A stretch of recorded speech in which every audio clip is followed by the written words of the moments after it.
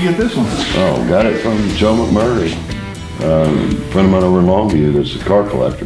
He's a nationally known collector. He sold some cars at Mecum last year, I believe, and he sold some Shelbys that, you know, and Joe was friends with Carroll Shelby. So, you know, he sold some of the real Shelbys, and why, I don't know, you know, why you would sell these cars. You can never replace them.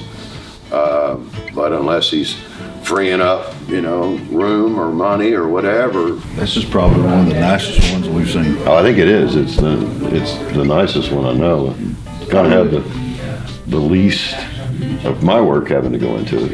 Yeah, it looks like it's ready to go right now. Yeah, it pretty much is. There's a couple of little things that he pointed out. There's some flaws in the paint on the doors that we'll color sand and buff and see if we can't get those out.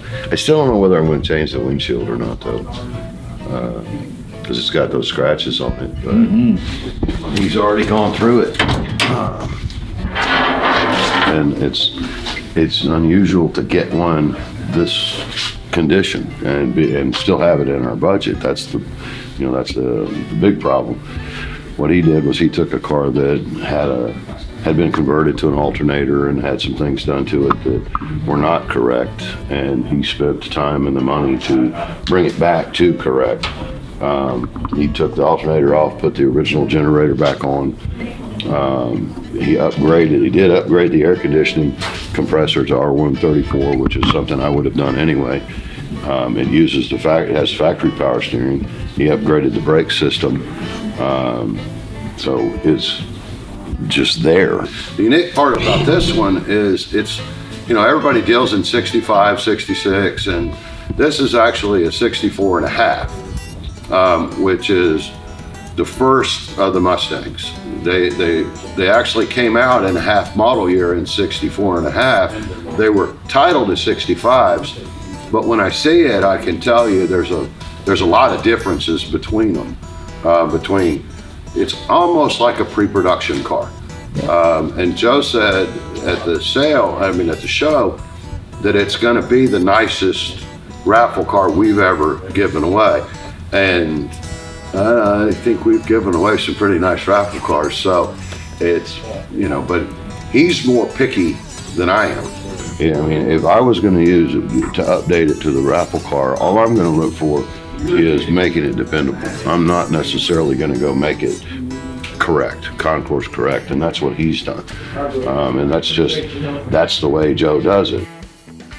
Like I said, it's a whole lot nicer than I expected, and it did. Joe was right when he told me at the show that this will be the nicest, you know, car we've done as a raffle. So at auction, like we were looking at Barrett Jackson at auction, it'd probably bring $55,000, $60,000. And so it's, you know, in another sense, it's probably the most valuable one we've given to him. But like I said, Joe's, you know, Joe knows of the cause that we're giving it to. He knew what I was doing. He wouldn't have sold it to me for that if I was keeping it.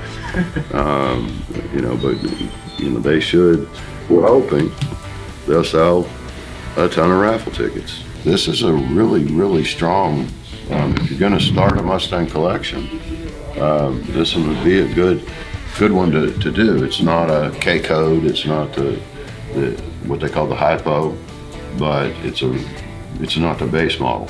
It's an optioned out car.